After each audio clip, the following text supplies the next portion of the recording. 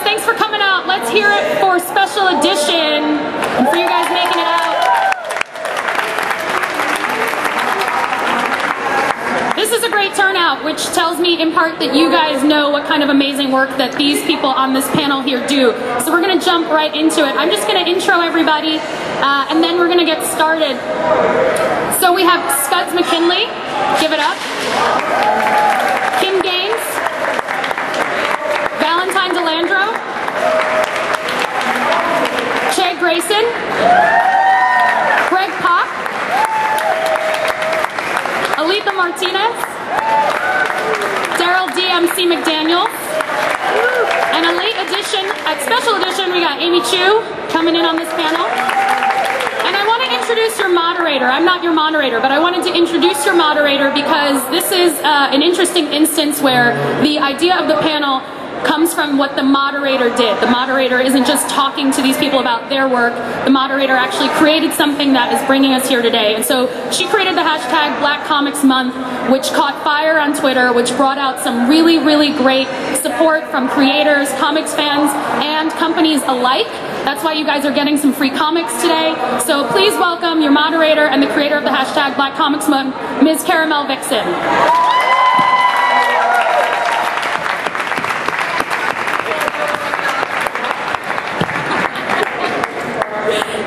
Wow, there's like a lot of people here.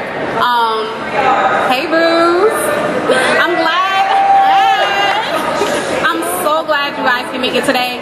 I was never in a million years ever expecting something like this to happen, but I mean, damn, look at y'all. Clap for yourselves, because y'all are here, y'all are getting free comics, and we got an awesome panel up here. So, let's get popping. So the first question that I have to ask my amazing panel, which is, I mean, everybody's got the same question, and I want to know, what does diversity mean to you? So I'm going to put you on a hot seat, Skuds McKinley. Yeah, wake up, baby. I'm awake. What does it mean to me? I mean, as simple as it can be, is just different, you know, just approaching any situation with your own flair, your own, like, swag and technique, you know, basic. Basic. Amy? Yeah, girl. I'm putting everybody in a hot seat. That's why you're here. Fortunately, I have coffee, you know, in my system. You know what? I mean, diversity to me is not just about color or gender. It's about thought. It's about background. I think diversity in comics is super important. So it's very important to me when I write my comics, because I think that comics are for everybody, right? You know, everybody should be reading comics. So it's everything. It's the expression of thought. It's about our. I mean, for me, in terms of even religious background, I mean, my family is originally Catholic, Buddhist, Muslim, everything. So I don't know. It's just it's everything, right? It's everything, right? No, yeah, Alitha. You can't tell me no, boo. You tell me no, and I'm gonna put you out there. Why? Why you don't love me? I love all of you. I love all of you. I second what she said. You know, I believe it's quite important to have, you know, a range of people, ideas coming together, not being separated into many little books, but everyone enjoying the same. Because, you know, look out in our world, everyone is different. We all look different, and we all exist in the same sphere. So why can't our comics do that as well? Absolutely, I agree. I mean, once you step out your home, your eyes see a whole slew of diverse people, and I'm not understanding why they can't be translated into comics. I mean, that's just, I don't know, it's mind-boggling to me. Mr. DM, yo, can we give it up for freaking Darryl McDaniels? Yo, like, this is crazy. Give it up for him real quick, y'all. For me, diversity is just basically two things. Not being afraid to talk about what everybody's afraid to talk about, and also looking at what everybody else is doing and do something completely different. Like when everybody was rapping over funk, soul, and jazz, we said, F that, we're going to rap over rock and roll. And just by doing that, something great happened to the culture. So with these comic books, address the issues that everybody is scared to shy away from, but do it in a creative way. Politics and religion, you know, people say, one thing you don't do when you're in a bar at a dinner is talk about, hell no, I'm talking politics and religion to you because I want to know where you're at so I can know how to proceed with my life. That's true. That's true. Okay, so as creators of color, because y'all are creators of color, right? Okay, so how important is it for you to have diverse characters in your comics? I mean, Greg, you have, okay, have you guys heard about the princess who saved herself? Like, that is insane. It's not a comic, it is a children's book. You need to go visit Greg. He is at table G9. There you go. Make sure you go. He has this book. Can you tell us about her? What you have this awesome, and her name is like, what's her name? Yeah, you know, I tend to forget the name because it's very long, but it's Gloria. Hang on, just a second. See, this is. I'm sorry, I put people on the spot like that. He don't even know his own character's name. Don't go visit him, y'all. All right. Well, you're gonna know why it took me a little while. Her name is Gloria Cheng Epstein Takahara de la Garza Champion. If that isn't diverse, I don't know what is. I'm biracial. I'm half Korean and half white, and I grew up, you know, in Dallas, Texas, and you know, even in Dallas, Texas, where I grew up, I knew people of all different backgrounds. You know, Right. I live in New York City now. I mean, look at yourselves. You know what I mean? This is what the world is. We are of all different backgrounds, and so over the years, as I've written in film and comics and now children's books, I've always tried to keep the cast as diverse as the world I live in. You know, that's just, in a way, it's just honest storytelling. You know what I mean? It's like I'm trying to write about the world, and the world is the world is like this storm. I mean, look at that storm image. I mean, that's. I mean, the world is not being attacked by zombies, I think, is what's happening in that storm image. But you know what I'm saying? It's like the books reflect the life I live. So I've always tried to keep the cast as diverse as I can in film and in comics. I mean, Spike Lee is a huge inspiration to me. Like, his movies started coming out when I was at just the perfect time for me, and I remember reading something that he had said that the more specific something is, the more universal it can become. You know what I mean? Like, when you get into the real specificity of whatever an experience is, that's when everybody suddenly relates to it. You know what I mean? I made a documentary about my Korean grandparents, and people would come up to me afterwards, like people from England, people from Jamaica, and they would say, "Those are my grandparents." You know what I mean? Like this question, like it asked the question of, were they ever really in love? That was the question, and it was all through a very specific Korean American immigrant experience. But because it was so specific, it was real, and everybody gets it if it's real, you know. So that's I just try to be true to whatever thing I'm working on. Right. Valentine, same question. You guys know Valentine is hold on, boom, Bitch Planet. Do you guys read Bitch Planet? I mean, okay, so this is the artist right here, and obviously, you know, you have tons of, penny roll people. Well, okay, maybe I don't know about it, but make sure you pick up Bitch Planet. What table are you at? He's N1. somewhere in here. N1. There you go. He's in N1, so make sure you go stop by and grab some Bitch Planet. So, what diverse characters? Like, how important is it for you to have diverse characters in your comics? It's sort of our prime directive that Kelly Sue and I came out with. It's one of the things that we wanted to do is make sure that the lead cast and anybody in the background is by default a color. That's how we're trying to define it right now, and unless otherwise specified, we're going to continue to do that. And not only that, just try and represent different shapes, different body forms, different ages. I mean, there's a lot out there that isn't represented, and I think that we're going to try our best to put that in our pages. Okay, so some guy just came up here. Do y'all know this guy? Do I need to call security? Did y'all hear about Brian Michael Bendis?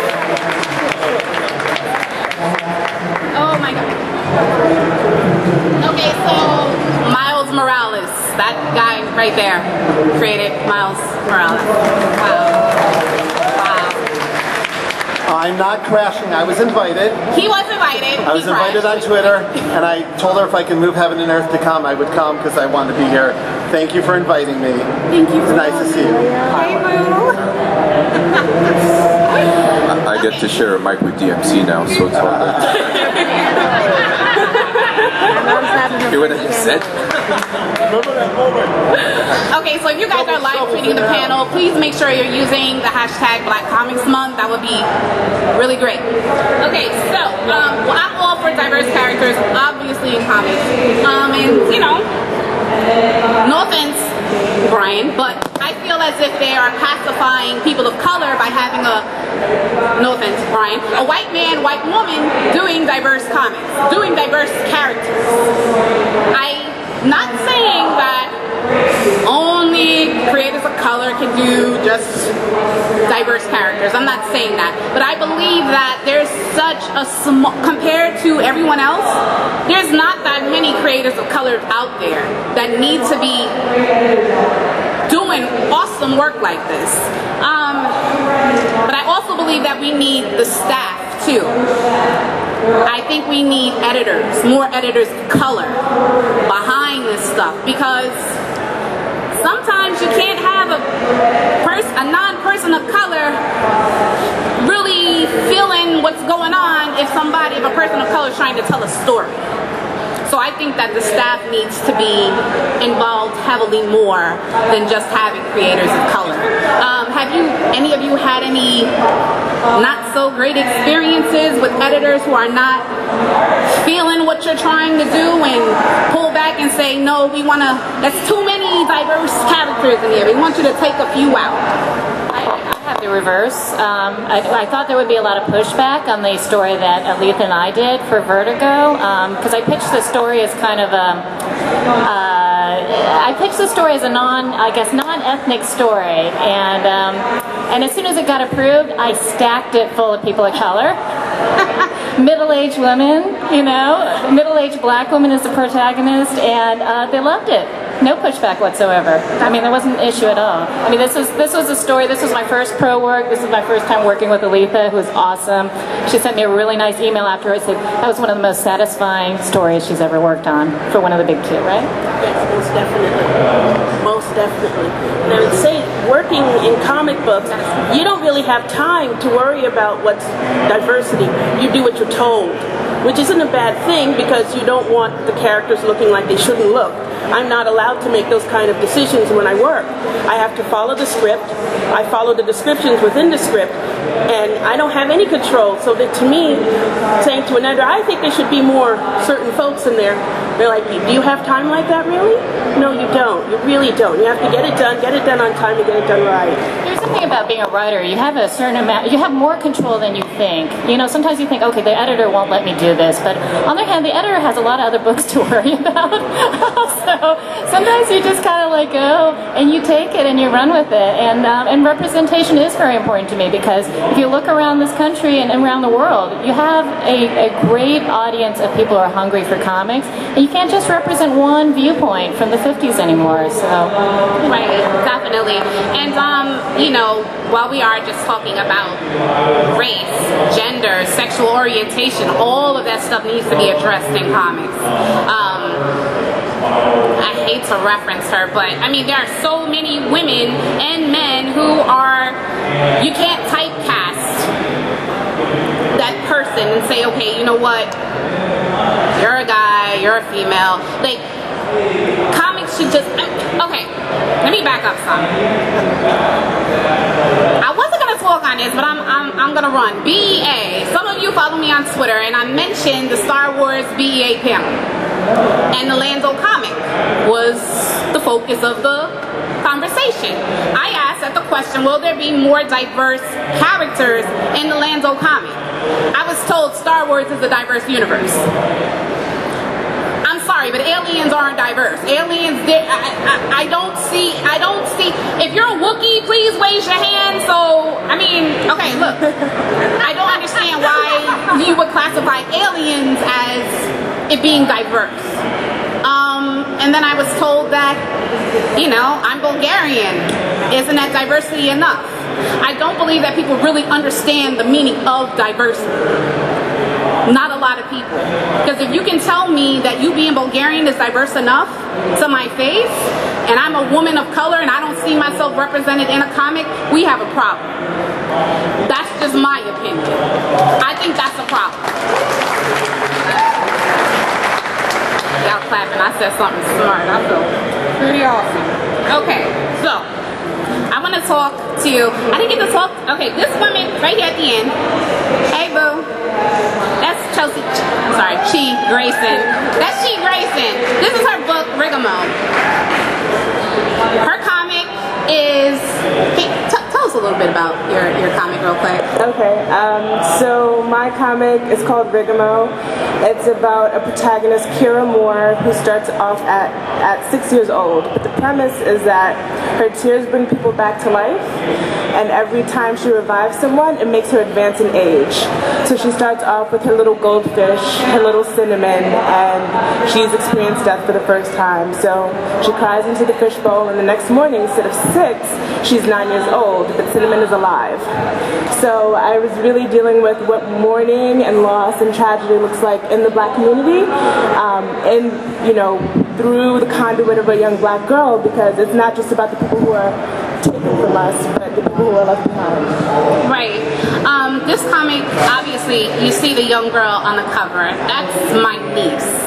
Not literally my niece, but when I look at comics, I want to see my nieces and my nephews and my godchildren in comics. That's who I want to see. I want them to understand that it is okay, that you can be a creator of color, and that you can rock out and do some kick-ass comics. That's why Black Comics Month is so important. Not just Black Comics Month, but diversity in comics is important to me. I believe that we need to be represented more in comics. And again, thank y'all all for coming. I'm trying not to cry up here, but we're gonna move it on. Okay, so Skuds McKinley has Plunder with Boom Studios, who, by the way, Boom Studios gave 390 comics that y'all have. I was expecting maybe like 50, but 390 comics, I think that's just an awesome thing. We have over 800 diverse titles, so enjoy them, read them, love them. Can you tell us a little bit about Plunder? Basically, like Plunder, right?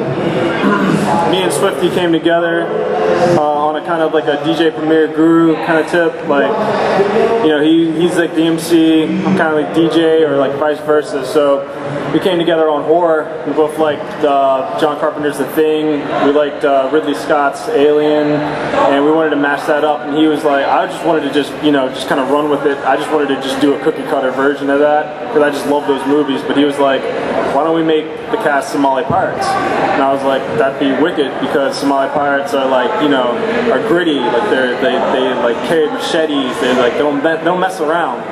And they would be great going up against aliens that are like trying to kill them and like manipulate them. And we just went crazy with it. Like the editors were really cool. I think Boom really wanted to take a chance and just make something cool. You know, I probably helped that I was Black, so that was wicked.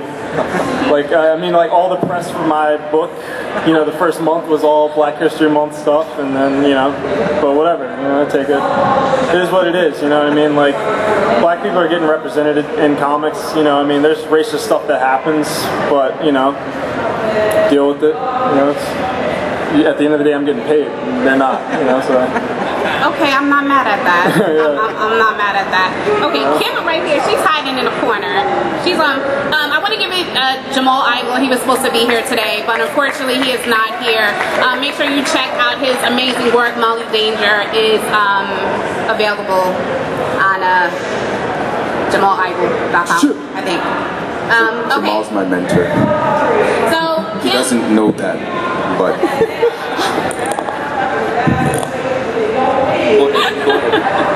Okay, so Kim is hiding in the corner. Hi, Kim. Okay, so she has this great comic that is not out yet, but it's Eventide. I believe that women of color also need to be represented a little bit more than they need to be, that they should be, actually. Women, period, in comics are very... Listen. Women can write comics and women can draw comics, okay? So all of that, the stuff that I see on Twitter that's about women, and it's just ridiculous. I mean, what makes a woman, why can't a woman tell a story just like a man? But enough about me talking. Tell us about Eventide. Actually, we call it Eventide, for the record, yes. I'm sorry. Essentially, it's 5 very, very different kids from very different backgrounds, very different families, all in this one city, and they have to fight through a series of very unique events, have to fight what are called yokai. They come out at night, and so these kids are sort of, you know, your average high schoolers by day, and then are sort of forced into fighting at nighttime. What makes them fun, though, is that this comic was very much inspired by The Breakfast Club, which I'm sure, or I hope everybody here has seen. My question was always, what happens on Monday morning when these kids get back together and they have nothing in common, they don't like each other, but these kids are forced because, you know, their lives are in each other's hands now. And one of the bigger points with this story, as far as diversity is concerned, I wrote this story when I was in boarding school in New York, and so I had a lot of different friends, different roommates, different people who were living across the hall from me. And one thing that I think I learned from that experience more than anything is that a lot of people say, oh, I don't care if you're white or you're black or you're Spanish or you're whatever, you know, I don't care, I like you because of who you are. And I think that's well-meaning, but I think that's wrong. It's not I don't care. I do care that that's where you're from. I do care that that's your background. I do care that that's who you are. I do care that that's how you've been shaped. You know what I mean? You've been shaped by that. You are who you are because of that. And so we need to care, you know? And so these kids, those racial issues, it's going to come up. It's going to cause problems, but it's also going to cause a lot of camaraderie. And I hope you guys are interested and you want to see how these kids are going to work it out. Thank you.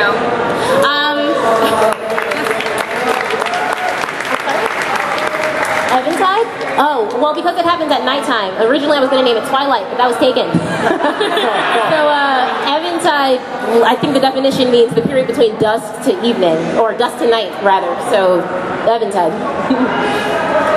So, Ryan, since you're so nice and speaking and, you know, you're here and everything, Miles Morales, Miles has been out forever, but I'm still going to ask, what made you decide to create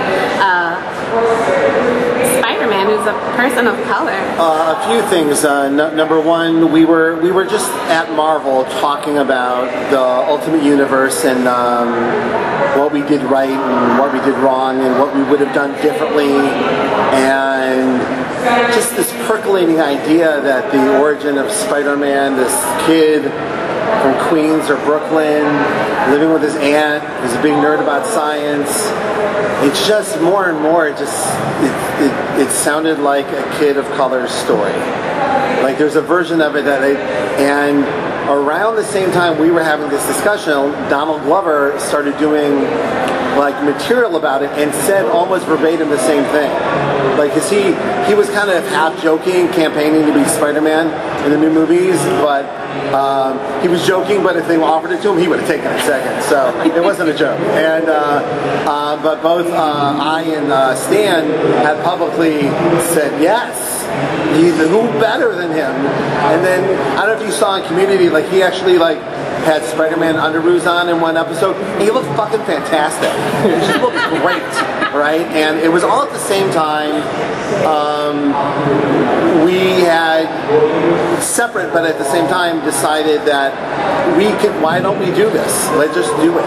Like, you know, and then when we announced that we were doing it, friends of mine of different backgrounds and different color came up to me and said, you know, I got to tell you something, just so you know, it's no joke what you're doing.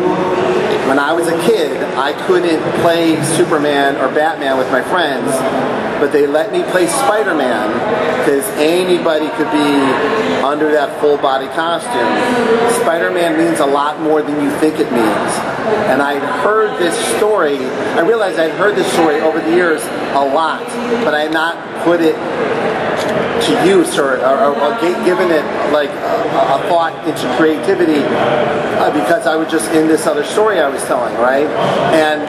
And then I realized that, oh boy, I've been gently pushed to do this for years, like without even realizing it. And then at the same time, my wife and I were adopting, and one of my daughters is from Africa, and one of my daughters is African American, and parentally seeing how little representation there is anywhere, anytime, except for the sassy best friend, became very clear. And then even the representation of a multi-racial household became very clear, which became my reality. Now I'm the father of a multi-racial household, and that's a whole different dynamic.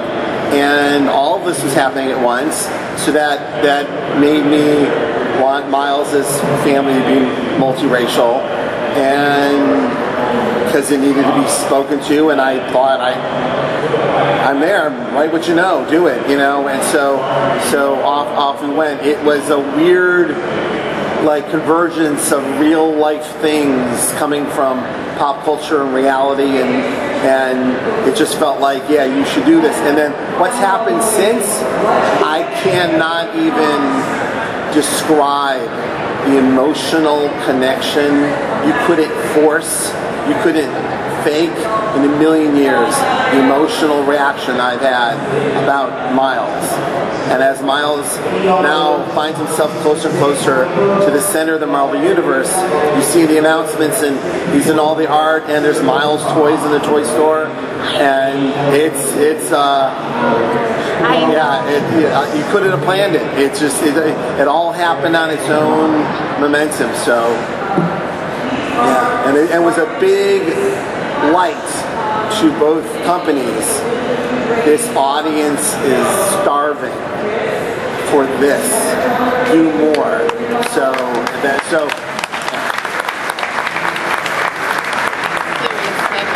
Okay, Greg Pak also writes Storm. We brought her up.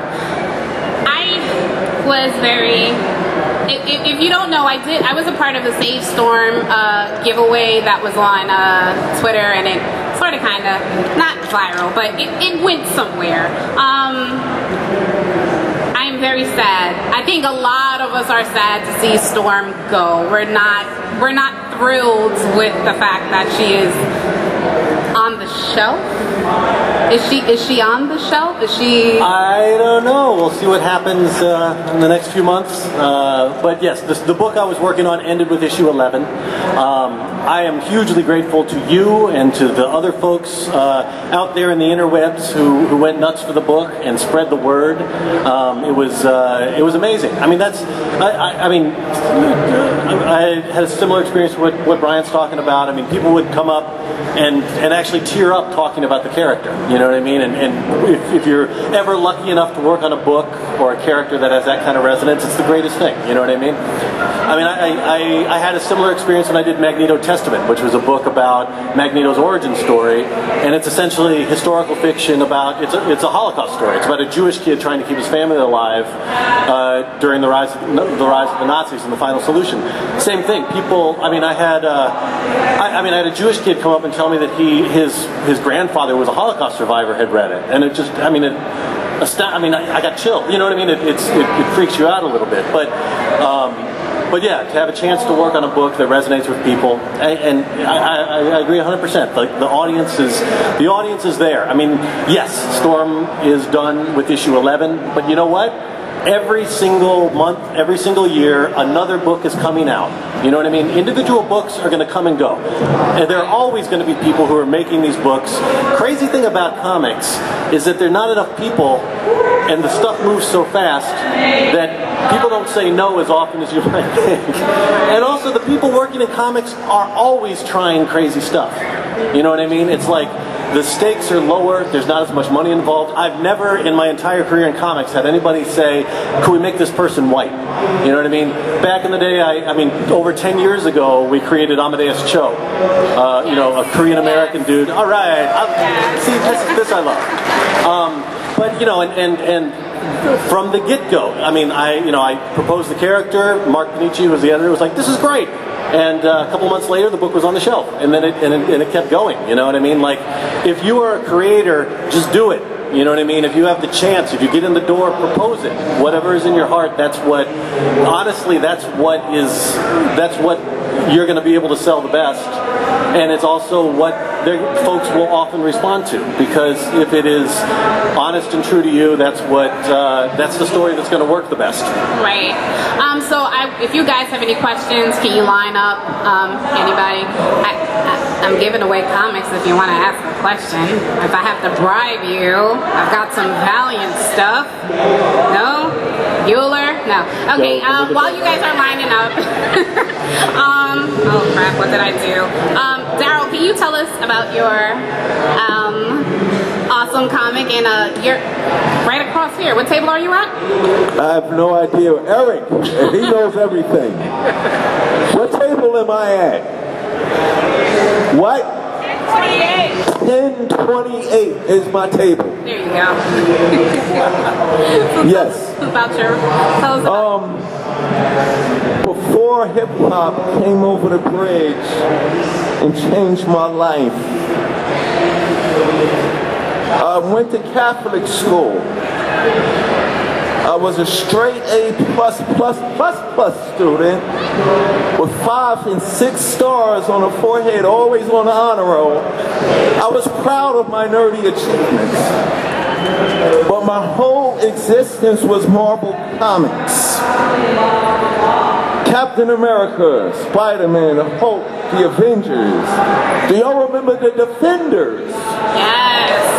So yeah, people forget about the Defenders. So I was this comic book kid, and all I used to do was buy Marvel and sit there and draw it, and that was my life. School, comic books, school, comic books.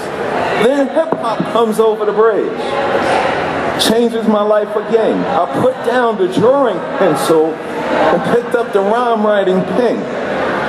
But the thing that gave me confidence and courage to get up on stage in front of y'all motherfuckers was the comic books.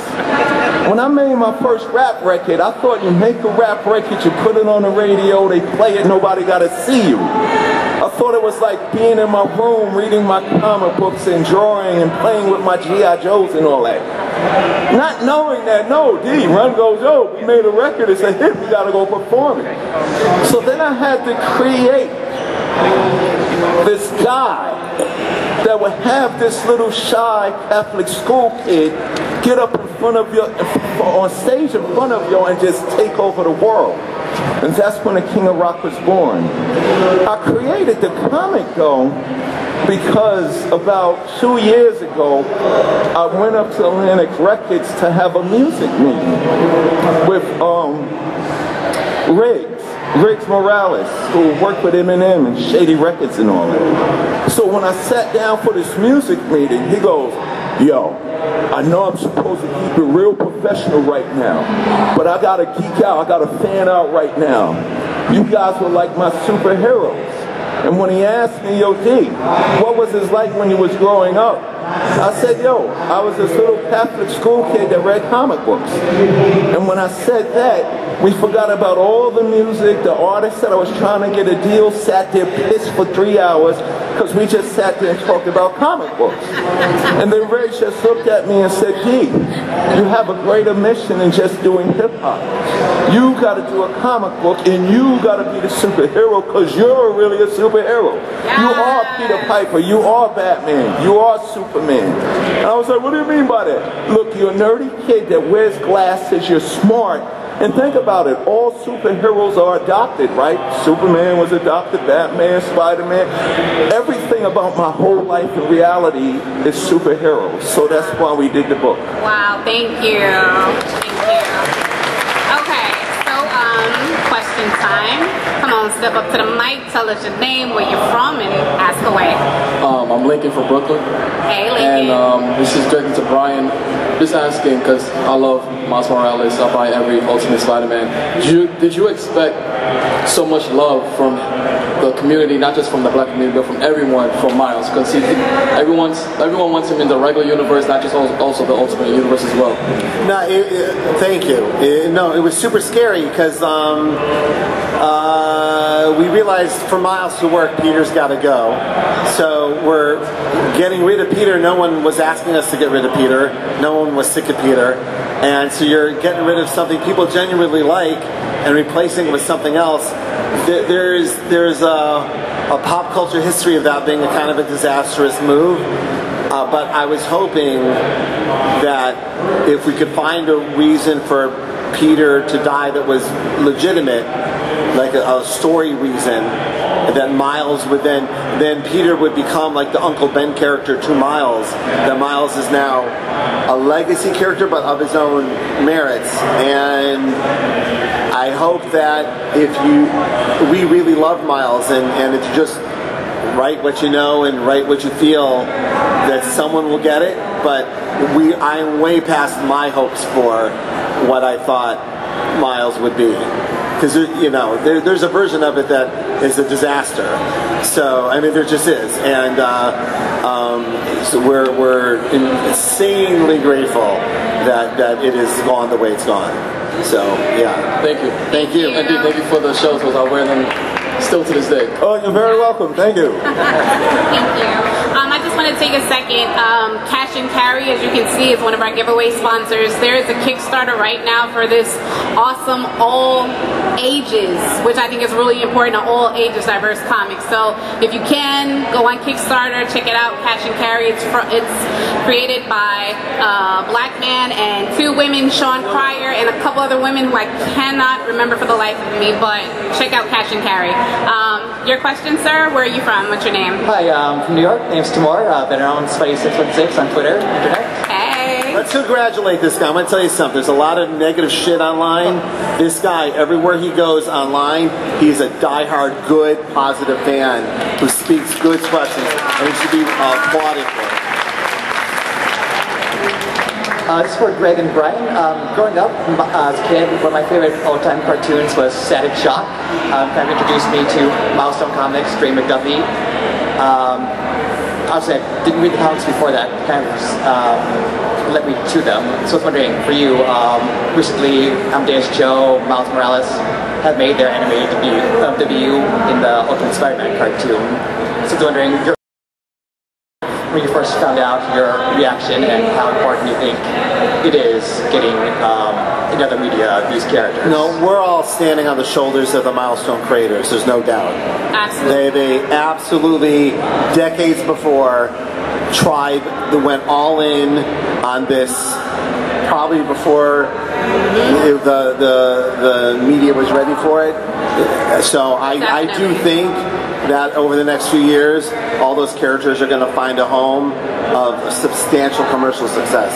I really do. Yes, and you should all have Milestone Comics, actually, that was donated by Escape Pod Comics in New York. They gave us over 100 some odd Milestone comics, so make sure you check them out and read them. And actually, Milestone was Black Comics Month basically started because I saw on Twitter, I'm not sure if they were trolls or not, but they were like, are there any black superheroes?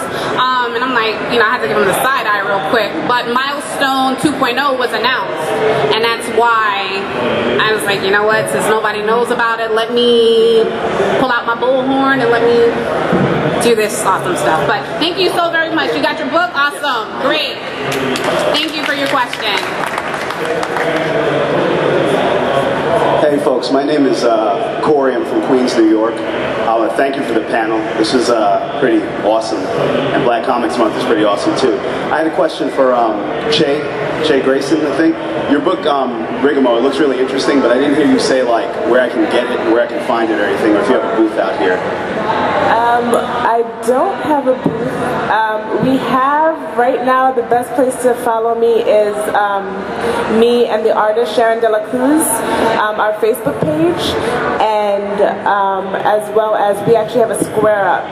So we have, you can go online on square.com, and we've been selling the comics, and we're going to do a reprint soon, so definitely follow me at Fandom Fox on Twitter, FANDOMFOX. Thanks. That's it. That's all I want to know. Thank you, folks. Oh, you look so colorful. Hey, boo. Hi. My name's Julene. I'm from Brooklyn, New York. And what advice do you have for artists and writers who would like to tell stories and create characters who are different than the same? Like if I created characters with a different race and a different gender than me, like what advice would you have in the creative process? Just do it. Just do it. Don't hold back. Just go in and just pitch it. And if nobody picks it up, you know what you do? Go on Kickstarter and fund it. Like, just do it. There's no reason why you can't. Do it, but also do your research. Okay, I do a lot of research on my characters. I have, for my Sensation Comics character, she's Latino. So I looked at where she might be from, what informed her experience, why she wants to be a combat pilot, all that stuff. I want to make it a very real story for people because I don't have any experience in military. I'm not Latino. I'm not, so you have to do it in a way that makes sense and makes it real. So you can do it, but also do your work. I'd say, first of all, you have to do it. Like, I see in your eye, that thing, no one's stopping you. Nobody in the world. If you, the magic trick of comics is, if you want to be in comics, make a comic, and poof, you're in comics. That's all it takes. You don't have to wait for Marvel and DC to call. Just make it, put it online, put it on Tumblr. You're in comics, you're in the business. I have discovered that the more specific the details of the story that you tell, the more universal the story becomes. So don't worry about relating to your audience, but just tell an honest, true story that you know is honest and true, and people will respond the way you want them to. Thank you very much.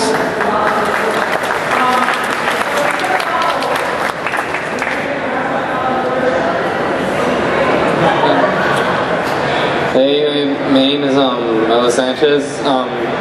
You kind of already asked the question, so I'll just ask two quick questions. Is that okay? Sorry. Take your time. Hold the mic out. Hold the mic up. Y'all can bend it down. It's killing me.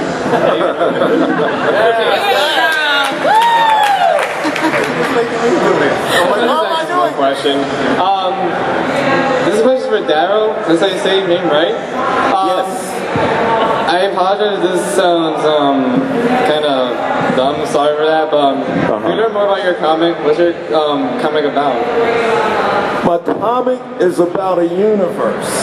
In this universe, Darryl McDaniels, my superpower is rock and roll and hip hop.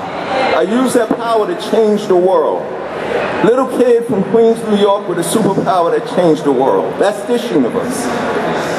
In the other universe, Darryl McDaniels, the same guy. I never rap, I never meet run. My superpower is superpowers. In the 80s-like universe, it looks like the 80s, it feels like the 80s, it sounds like the 80s. But it's not just hip-hop, it's punk rock, it's rock and roll. It's heavy metal.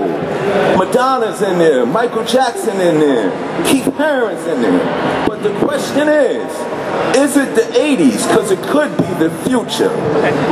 And it's basically a comic book about a superhero named Darryl McDaniels out there fighting all the evil that's in the world. So what I did in this universe with hip-hop and rock and roll, I'm doing in that universe with comics. And Jam Master Jay is in it. But you have to figure out why Jay is in it and Run is in it. So, and also, DMC, the superhero, isn't the only superhero. I'm not giving you 150 issues of my boring ass. I'm just the first superhero introduced to you in this universe. There's other heroes, there's other villains. By issue 20, you might not even like me no more. You'll probably like the other hero or villain. But the whole universe is reflective of everything going on in this universe, except that Darryl isn't an MC. He's one of the baddest superheroes on the face, no, in the universe. It's great. It's Is great. the comic out yet? Oh yes, it's been out for a year and a half. Actually, you said something very interesting. Riggs and Edgardo Miranda Rodriguez, my two editors, told me, yo, DMC, you could do a comic book. All you have to do is just do it and you'll be doing a comic book. And at first I didn't want to do it because I didn't want to just be another rapper who had a hit record thinking they can do everything. Because other rappers don't stay in their lane. And Riggs just basically said this to me, which really made me want to do it. He said, D, what happened when you, with your two buddies, put hip-hop with rock and roll?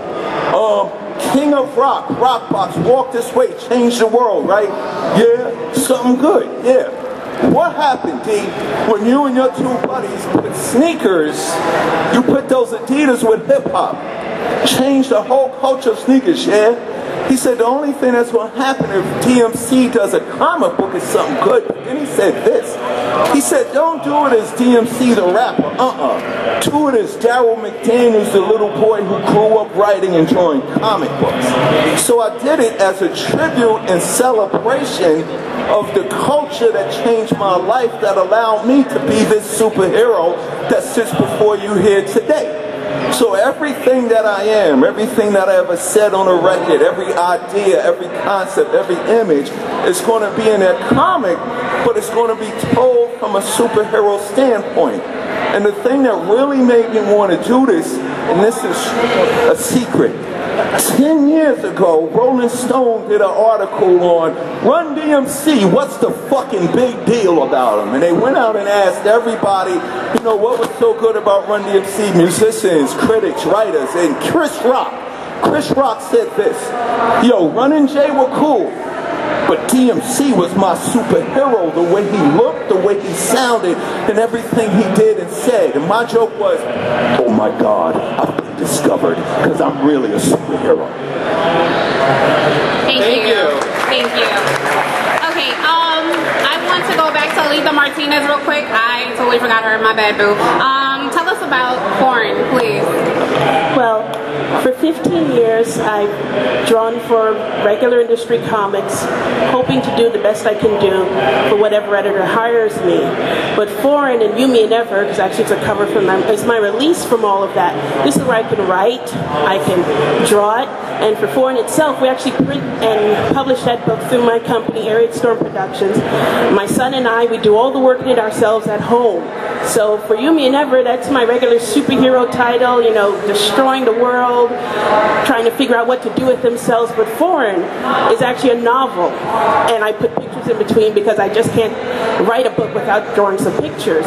But this is a whole group of people that haven't been on the earth in hundreds of years, set way in the future, and getting to draw planes that don't transform, I'm sorry, and just people who share a lot of our struggles without actually, you know, representing all that we are now. But think of it hundreds of years in the future. How would you feel to try to fit back into a planet that you've never been to, but you protected your whole life? And I'm going, hopefully, I have this is the first book. The second one's coming out next month in June, if I can find all the funds to print it. And You Me Never #3, again, that's later in October, I believe. Hi. Y'all call me Slipper real quick. Okay. What's your name and what's your question, hon? Hi, my name is Ashley. I'm from the Bed-Stuy area in Brooklyn.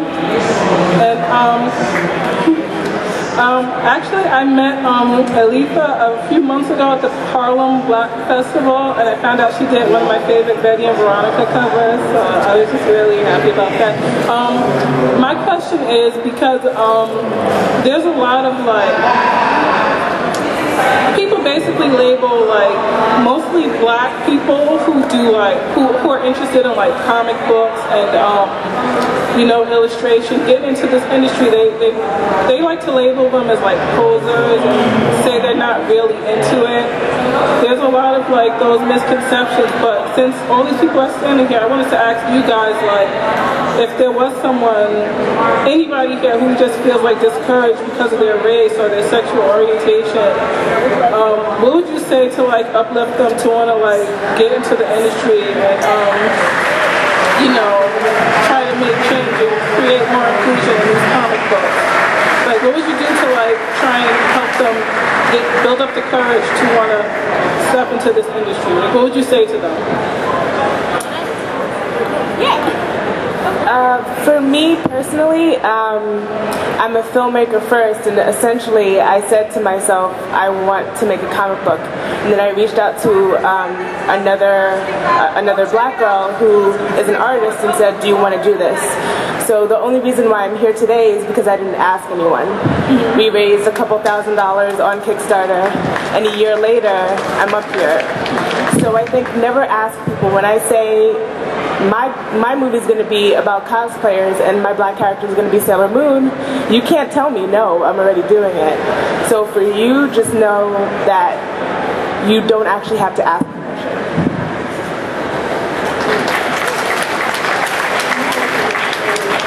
Just really fast before you disappear on me. I grew up in Newark, New Jersey. Kids hated me. Sorry. Kids hated me. I read all the time. I was a little 6th grader, and that was the year that my grandmother got me a copy of the Lord of the Rings trilogy. The book was bigger than me. I took it everywhere. Didn't stop till I saw the end of the cover. And they just didn't like that, and they felt like I was trying to be white, or I was trying to be something. And it was very frustrating because I didn't understand why me being black meant that I could not love it, that I could not understand it. And so for me, I think the only thing I'm going to say to you really fast is it's about your heart, you know what I mean? I didn't fall in love with Batman and Superman because they were white. I fell in love with them because of who they were. And so you need to take, if you take that honesty and that sincerity and all of that you have, you know, that itch that you can't scratch, that need to write, that need to create, if that's genuine and that's honest, that will go across miles to people, and they'll always feel that. So you being a poser, you love it. And if you love it, love it. Really quickly,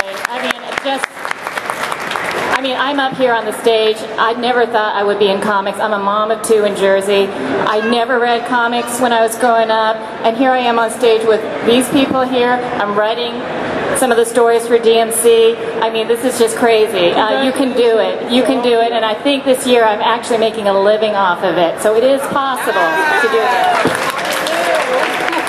I'm a big fan of if someone else can do it, I can do it too. And in this industry, particularly, some of my best friends are complete and absolute idiots, and they have figured it out.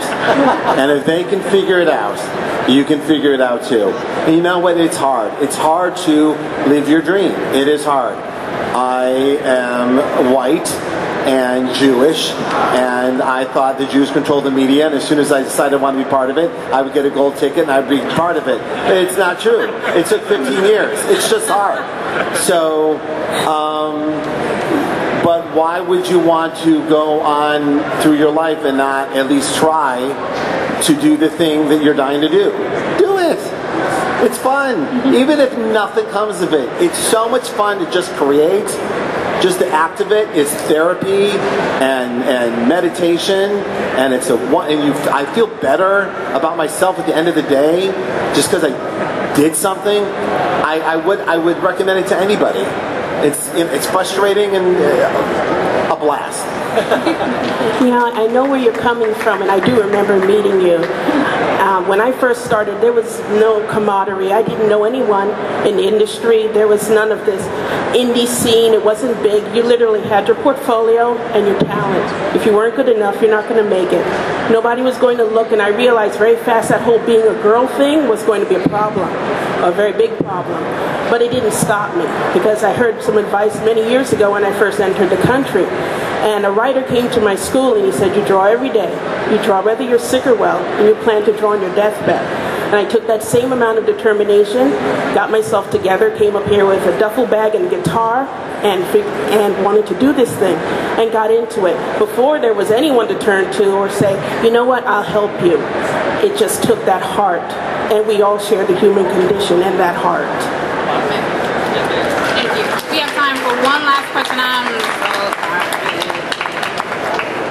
Make it good. Okay?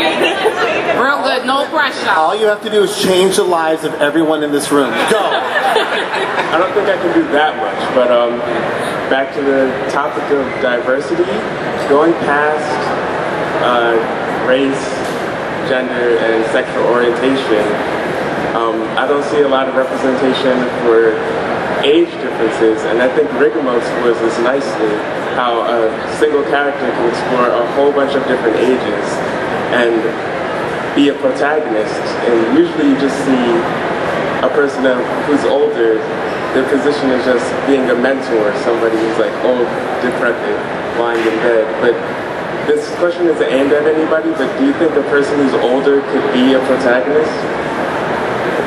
Hell yeah, I'm getting older.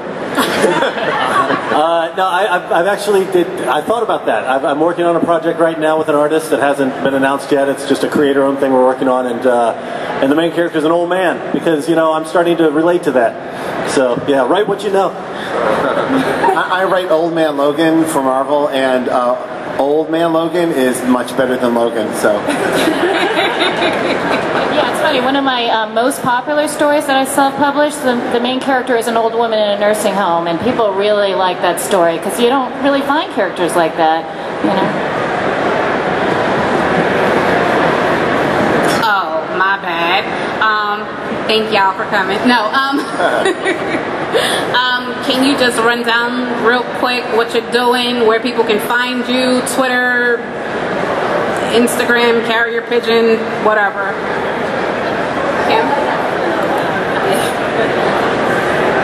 You can check out our story Eventide at grubmachine.com. My Twitter handle is Kim K. Gaines, and we'll update you on stuff. It's set to release this September, so keep an eye out for it. I'm on Alitha Martinez at AiriedStorm.com, and also Airied Storm on Facebook, Alitha Martinez on Facebook. Everything's either Alitha Martinez or Airied Storm.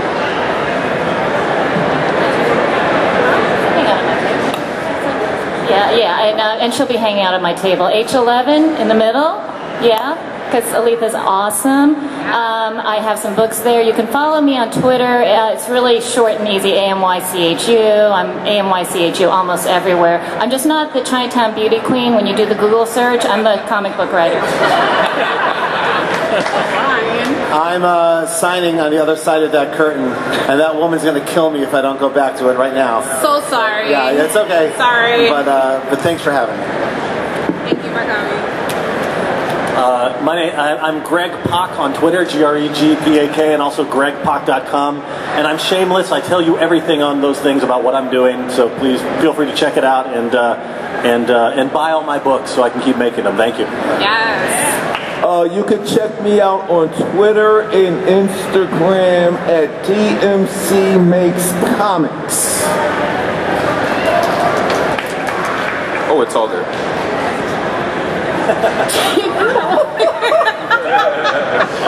I'm Skuds McKinley. You can find me on Skuds Inc. 12. Just look me up. It's all there.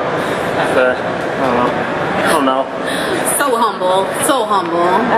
I'm Shay Grayson. You can find me on Instagram, on Twitter at Fandom Fox, and then Shay Grayson on Facebook.